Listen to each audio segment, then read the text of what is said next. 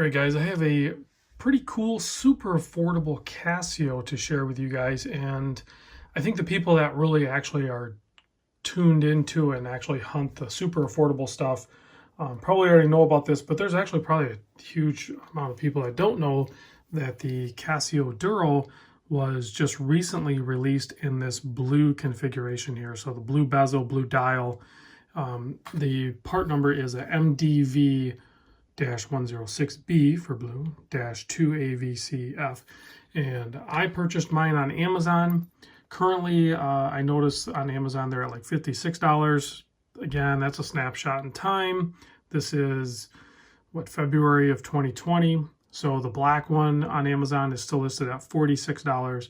So it seems like there's about a $10 premium. We'll see if that gets adjusted over time, because it's, other than the color, it's the exact same watch. There's no other changes that I notice anyway. The band seems like it's a little more comfortable than I remember of the original black one, but I could be wrong on that. So case size, you're looking at a 44 millimeter case, 49 millimeter lug to lug, 12.5 thick quartz movement, so it's going to be a little bit thinner, 22 millimeter lug width. You can see the strap is flared out a little bit to help kind of match that contour, and then it reduces down a little bit in size. But you're going to have a 200-meter water resistance on this screw down crown, so you're going to be able to unscrew that guy and then, you know, hack and set the time or do whatever you want to do there. Go ahead and push it in and screw it down in. Very simple operation. Of course, you have your date as well, and then you have a 120 click unidirectional bezel.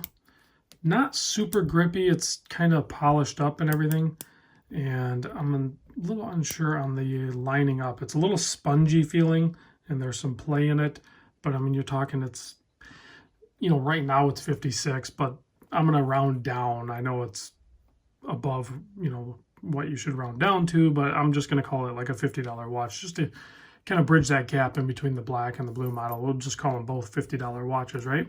So screw down case back, of course, you see they have the little swordfish on there, or whatever that is.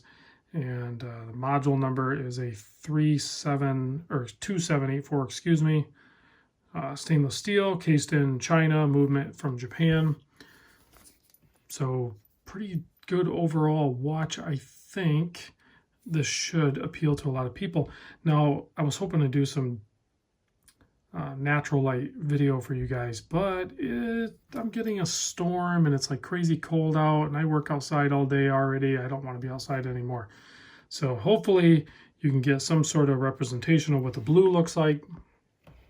It has a nice shimmer to the dial. It's very gloss-like, nicely polished handset. And I'll give a lume shot at the end, but the lume is pretty much concentrated to the hour, minute, and the pip. The indices are an absolute complete letdown as far as lume goes. They do show a little bit of lume, but it is weak at best. So, and I know Casio has formulas where they have some, you know, pretty potent lume. It's just a bummer it's excluded from this super affordable when you know that they put it on the hands, but I would at least like the rest of it matched up like that. But nevertheless, it's still a very good looking watch overall, and hopefully this will help you a little bit with the blue. I think it definitely, you know, being darker and a lot of light, it's going to look just kind of black in low light situations. But as soon as you get any sort of good, vibrant artificial light, or it's certainly natural light, you're going to really see this thing come alive and it'll look really good. So let me give you a wrist shot here. This will be on my currently shrinking 7¼ inch wrist. So you can see the 44 wears fine for me. You know, the lug to lug being 49, that's fine. I think, you know, you could easily wear this all the way down to probably 6¾ inch wrist. I don't think you're going to have a problem with it. So I think partly because of the weight's a little bit less than what you would typically see in an automatic. I didn't get a weight on it, but the thinness of it only being 12 mil thick, I think it just wears really good. So, and then of course you're going to be able to have a bunch of different strap options. I don't know, I kind of dig it on this factory Casio strap. I don't really have an issue with this particular strap for some reason. It's a little bit softer than some of the older stuff, but it's not quite, silicone-y like the newer Seiko stuff for sure. And then I also like the matching material for the keeper there. And then, of course, simple stainless hardware. So I can give you a side-by-side of a SKX, so you can have some sort of size representation there for you. You can see it's definitely a larger watch. Certainly the dial is a larger size, so you're going to have a little more wrist presence there. But, I mean, it's just a bigger watch all around, period. So I don't think it's too big at all, though. So let me know what you guys think on that. So it's pretty cool that Casio's still focused on, I don't think it's even that they're focused on. They definitely excel in the affordable range for sure.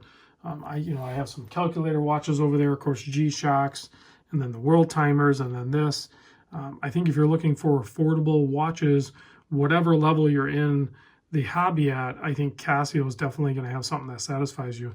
And I don't know if you noticed or not, but the second hand actually hits the ticks, the marks for the most part. They're definitely more on than they are not, and that is all the way around as well, where there's so many brands out there that can't do that for sure, or they don't take the time to do it. I don't know if it just naturally happened or if Casio planned that, but overall I think it's a pretty good watch for the price. So let me shut these lights off and stop talking.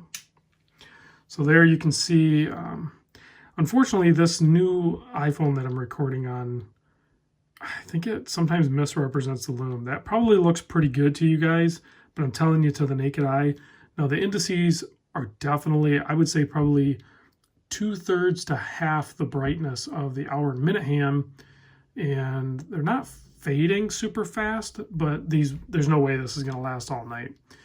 But it's there, so figured I would share this, guys, and get your thoughts on the new Blue Duro.